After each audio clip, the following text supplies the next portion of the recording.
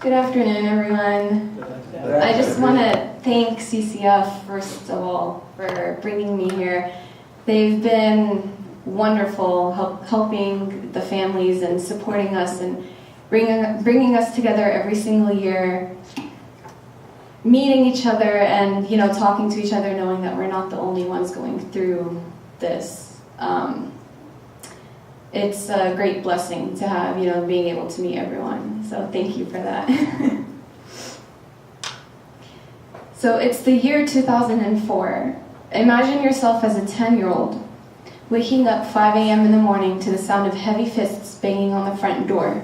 You go towards the door, and your hands are about to turn the knob, when suddenly your dad sweeps you off of your feet, just as the door forcibly opens and a stampede of FBI agents swarm through, pointing their guns, barging into your teenage sister's room without letting her put on her religious scarf on, bruising her arms, and seeing your 3-year-old sister in the hands of an officer thrown at your mom. Everyone is rounded up in the living room like a herd of cattle, helpless, and you watch your father being held against his will, against the wall, and in handcuffs. Now imagine all of this happening while your 16-year-old sister, who by the way has 3 chronic illnesses, is in the hospital. What are you going to tell her? And you think to yourself, wait, what in the world just happened? You'd think that this is a scene from a movie, and you'd think that this is something that happened in a war zone. Although similar stories has happened like this in Palestine, and you've seen similar scenes in movies, I'm here to tell you that, unfortunately, this happened here in the United States, in Garland, Texas. And what I'm going to tell you tonight isn't to make you feel bad for my family, and not to make you feel bad for Palestinians, but to let you know what's happening. To let you know the kind of injustices going on in the world. My father is the founder of the Holy Land Foundation and is now serving 65 years in a maximum security federal prison. The HLF was the largest Muslim American charity, and he and other 4 men are now in prison for helping the needy all over the world. He sponsored orphans, built hospitals, built schools, and donated blood to his fellow Americans, like when the Oklahoma City bombing happened because of Timothy McVeigh. In 2001, the HLF was shut down by the Bush administration under Israeli orders, and just 2 months after September 11th, everything from here on out just flipped upside down. My dad's face was all over the news, his friends were all over the news, and all my best friends got deported to a country they know nothing about. Once on a family outing, we all had to witness my father being pulled out of the car and just pressed against the hood. I had a baby sister in the car. I was probably 10 at the time, and we just had no idea what was going on. It's crazy thinking about it. How can someone like my father be labeled as a terrorist? Is it because he's Muslim? Because he's Palestinian? Well, my father is far from a terrorist. Born in Brazil to a Palestinian Muslim father, and born to an Italian Catholic mother, my father grew up loving all races and religions. I grew up going to cultural festivals with my father. He's an artist, a poet, and a humanitarian. He's a model citizen. When my sisters and I would complain about the smallest thing, he'd tell us stories about his experiences visiting refugee camps. And he'd make us realize just how blessed we are living in the United States of America. It all started in the late 80s, when my father was sitting in my sister's hospital room and she was just a baby. He was thinking about how blessed his daughter is, having the best health care you can get. He thought, it's not fair, so many children suffering. He wanted to change that, and he wanted to change the world. And that's how the Holy Land Foundation was born, with the birth of my miracle sister, Sanabi. And thanks to the amazing doctors and by the grace of God, Sanabi lived to the age of 26. If she were treated in the occupied territories of Palestine, she probably wouldn't have lived to the age of 26. Palestinian hospitals don't even have the medical technology that we have.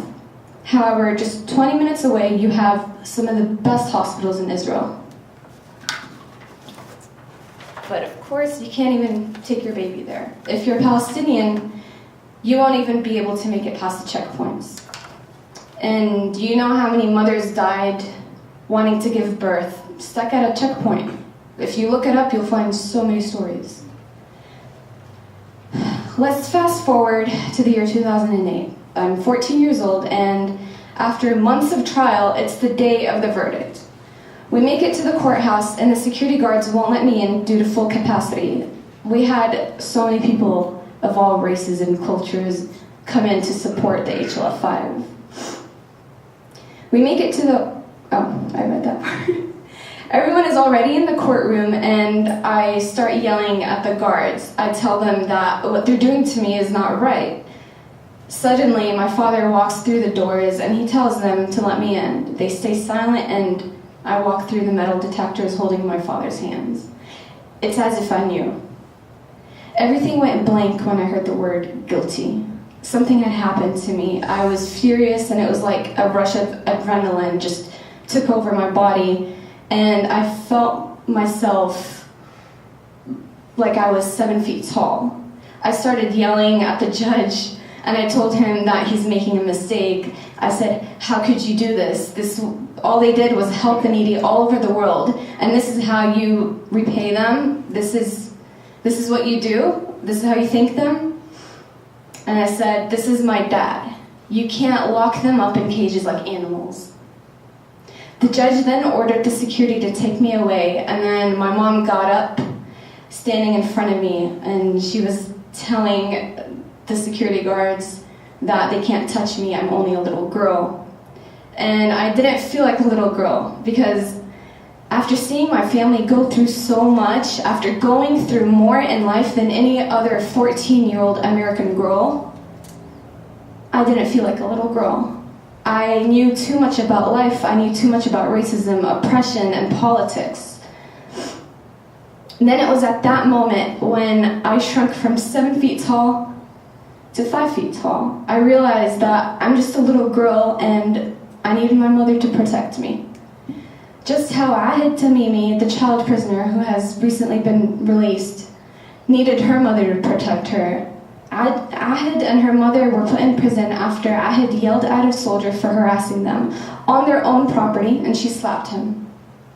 Mind you, this happened just a day after her 15-year-old cousin got shot in the head by an Israeli soldier. So in my opinion, I think she felt like she had every right to slap a soldier after they shot her cousin in the head. I mean, wouldn't you feel the same? So my father wrote a poem that I'd like to share, dedicated to Ahid. He wrote, "Like a free Palestinian spirit, your home is hospitable and warm, but has no fireplace for a cold killer. Your fingernails sun-kissed, your palm soft as a whisper. But you did it, girl. You slapped a lethal weapon right in the face.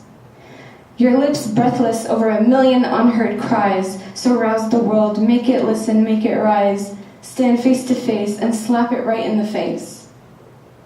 Your green eyes, what they see or desire, but a white drawn to descend upon the nation's dream set on fire. So girl, strip the arsonist of his undue grace, and yes, princess, with your bare hands slap him right in the face. You're noble from head to toe, daughter of the mountains, so bring your oppressor down on his armored knees and slap him hard, slap him right in the face. Slap him every time his psycho boots stepped into your peace of mind. So slap him every time his tanks rolled over your tender footmarks. Slap him every time his smoke out smelled the wild outsmelled the wild sage in your yard. And slap him, daughter of the land, slap him every time he stole dirt from your great-grandmother's grave. Slap him every time he left an olive tree butchered in your neighbor's grove. Slap him every time he demanded respect for his loaded gun. Slap him for your cousin, for all the young bones punctuated with bullets. And your highness, with your wrist besieged in cuffs as cruel as my own, slap him not once, not twice, but thrice, for every time he thought that at the sight of coming invaders, red-headed Palestine will simply run away.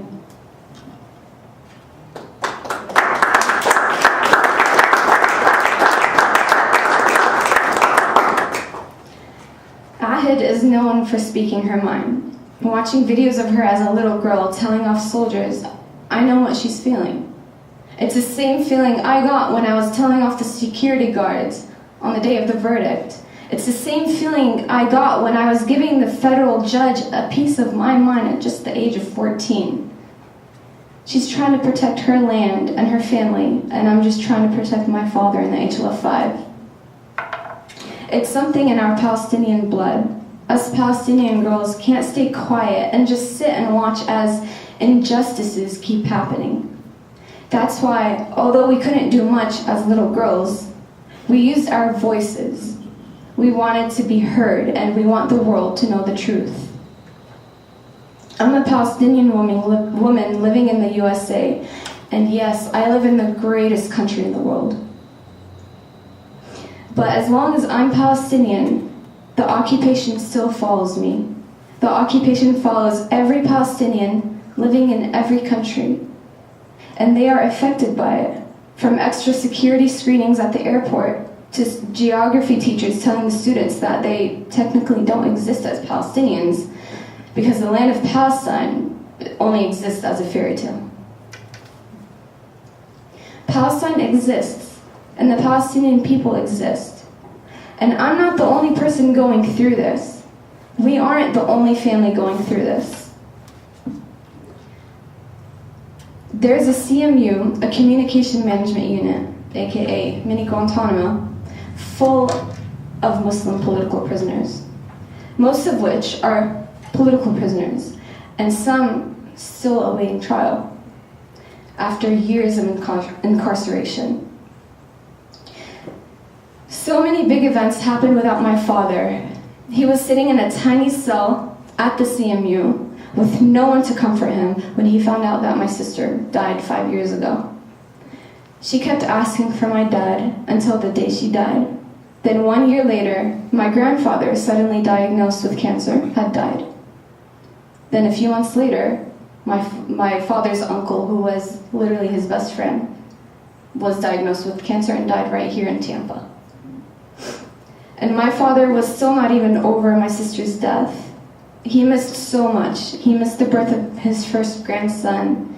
He missed my high school graduation, and I pray that a miracle happens so that he doesn't have to miss my baby sister's graduation this year. She's currently a senior, so. He even missed my wedding in December, and it was the day that I always dreamt of. I have always thought that my dad would hold my hand as I walked down the hall. It's something that I would picture in my head my whole life, and the day had come and I couldn't help but cry and cry over again. And I just want to thank Miko for coming out to my wedding. He was there to support my family. It was really nice seeing him. The image of my father would be right there, as if he's really here, but I kept snapping back into reality, and I would realize that he's not there, which is the reason why I would just start crying. My father felt the same way, and he kept picturing himself with me. And he wrote an open letter to me called On Her Wedding Day, which is now on his blog. And in it he wrote, "On her wedding day, I arrive and hover restlessly over her young green heart. Her revved up pulse and mine intertwine. My sight glistened with her honey-glazed eyes, and I apologize. Forgive me, baby, for I don't know how to write music, but I know how to let 1,000 songs play from a single word of love, and I love you. Those words from his letter are stuck on me like a tattoo. My father apologized. He doesn't even have to apologize. This is a direct result of the occupation in Palestine. And I can't believe it because we're living in the United States of America. How could this be, and how could this be possible? Did you know that if my father was serving time in an Israeli prison, he would be out by now? He would have been given only a 10-year sentence, not 65. Just think about that. There's so much more I want to say. It would take hours to tell you everything, but if you would like to know more about this, and if this is the first time you heard about the Holy Land Foundation, I suggest you to read more about it. And for facts, you can read Miko's book, Injustice, or check out the website the daughters created. It's called freedomtogive.com. But just please don't believe the brainwashing stuff you see posted by the media. And if you want to read about our feelings and experiences, then you could read my father's blog, Notes from Shukri.wordpress.com. My name is Nida Abu Baker, and I'm the proud daughter of a proud political prisoner, Shukri Abu Baker. And I promise, for as long as I live, I will advocate for the freedom of innocent political prisoners, because injustice anywhere is a threat to justice everywhere.